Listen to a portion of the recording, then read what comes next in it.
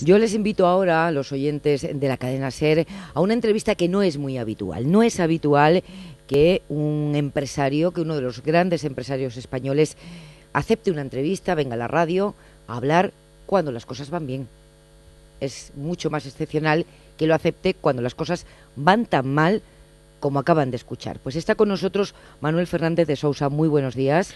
Buenos días, Pepa. Que es presidente de Pescanova. Ustedes, si quieren, además de seguir por la radio esta entrevista, pueden verla como siempre en cadenaser.com, en streaming. Ahí tienen las imágenes de Manuel Fernández de Sousa, que por qué acepta contarnos qué es lo que está pasando en su compañía, por qué acepta venir aquí.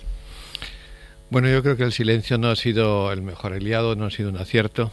Son prácticamente tres meses en los que pues se ha escrito mucho, se han dicho muchas cosas y obviamente se ha conformado una opinión que no es obviamente buena para Pescanova, para sus trabajadores, y tampoco lo es para mí. Creo que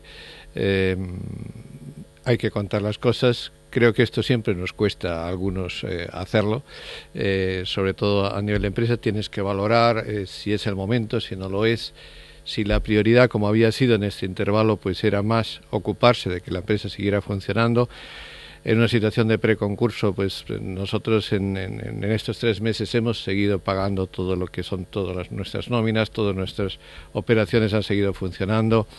La empresa sigue entera y funcionando en todos los sitios, y en una situación difícil como la que teníamos realmente consume todo el tiempo, pero eso obviamente no va reñido con tener que comunicar, y quizá el no haber comunicado pues es algo que hay que corregir ahora. Le he presentado como el presidente de Pescanova, porque lo sigue siendo. Usted no tiene poderes ejecutivos, se los han quitado. El juez en el auto del concurso nombra administradores en lugar de interventores, lo cual no es frecuente. Normalmente en un concurso voluntario, porque ha sido un concurso voluntario el que hemos presentado, es la figura de interventores. Pero obviamente nombra administradores para lo que son poderes de gestión, pero el Consejo sigue en sus funciones. Todos sus consejeros siguen en sus funciones y el presidente también. O sea que usted es el presidente. Vamos con esas acusaciones muy graves que hemos escuchado desde Galicia, que le formula a usted la Fiscalía y también una parte del Consejo. Pescanova no presentó las cuentas debidamente en el mes de marzo. Fue apercibida por la Comisión Nacional del Mercado de Valores. ¿Por qué no las presentaba? Bien, nosotros teníamos a final de marzo una de las desinversiones ya anunciadas y previstas, como era de una de nuestras granjas salmoneras en Chile. Desinversión es que pensaban venderla. Que pensábamos venderla, que lo teníamos, digamos, en nuestro plan estratégico para hacerlo así. Y eso era un hecho relevante en sentido, digamos, positivo, y que daría, digamos, pues una fluctuación lógicamente de la acción al alza. Pero también teníamos asimismo pues problemas de tesorería. No hay que olvidar de que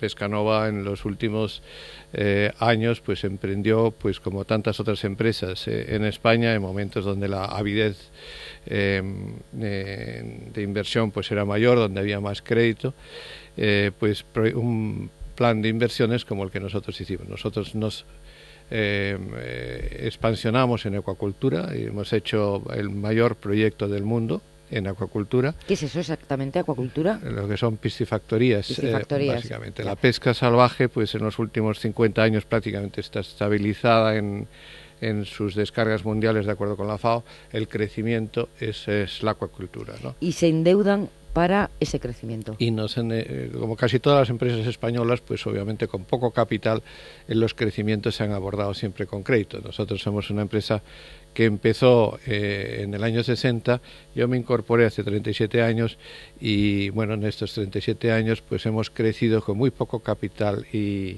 más bien con crédito. Facturábamos de aquella 24 millones de euros y ahora facturamos 1.700 millones de euros. Me va a interesar mucho su opinión sobre la situación del crédito, sobre ese endeudamiento, ese apalancamiento que quiero entender que ha hecho Pescanova, pero quiero que respondamos primero a las preguntas que todos nos hacemos, porque usted tiene sobre la cabeza acusaciones muy graves. ¿Por qué no presentaban las cuentas a la CNMV, al regulador?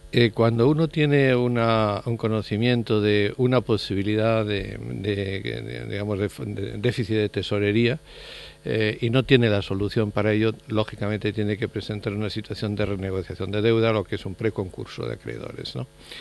Eso es, en términos legales y obligatorios, lo que significaría en cuentas anuales lo que se llama going concern, o que es empresa en funcionamiento.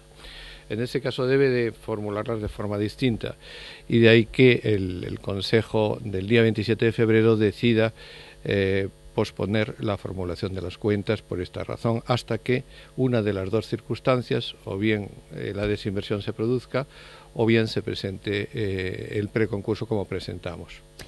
Le acusan de utilizar información privilegiada, es decir, de saber que la empresa pues tenía muchas deudas, no iba a conseguir crédito, sus acciones iban a caer, y de vender, antes de que todos los demás supieran eso, vender acciones suyas para conseguir casi 30 millones de euros, 27 millones de euros. Es una acusación muy seria. Bien, no es que me acusen, es que eso lo he comunicado yo.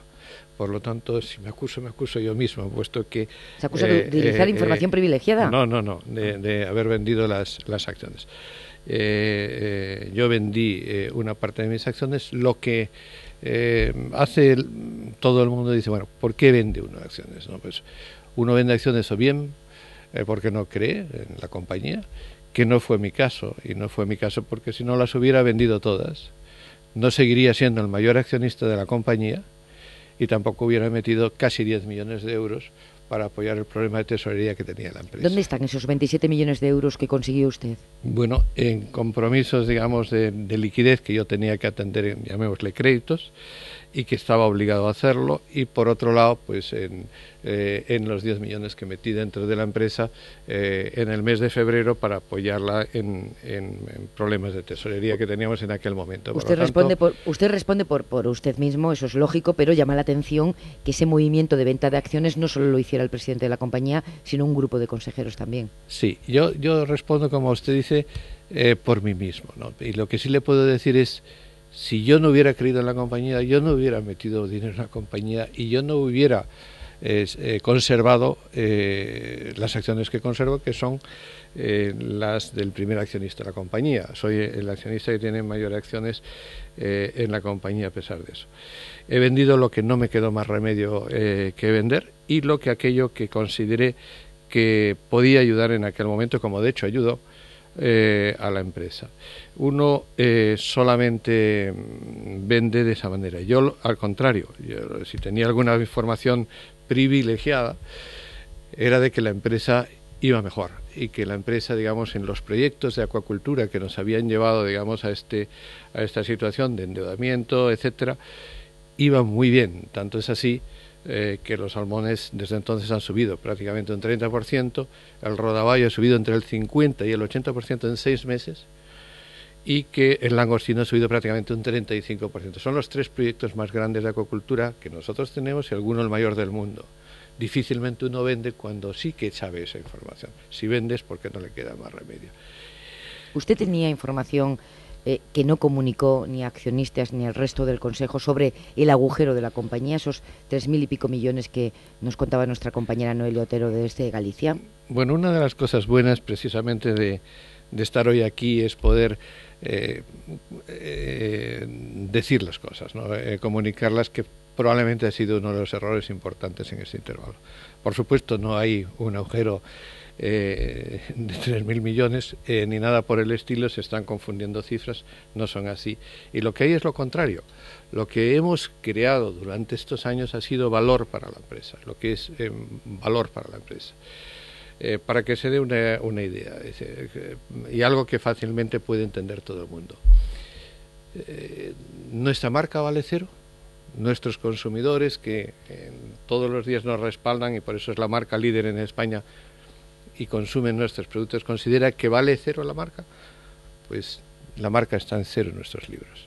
Nuestros proyectos de acuacultura, que por ejemplo la mayor planta del mundo que tenemos en el rodaballo, y que bueno, pues es un sector que crece, y que la oferta en consumo, y que no crece la la producción, ¿vale cero o vale simplemente el coste de los ladrillos que pusimos allí? Evidentemente no. El I+D que hemos hecho en todos estos proyectos, evidentemente no.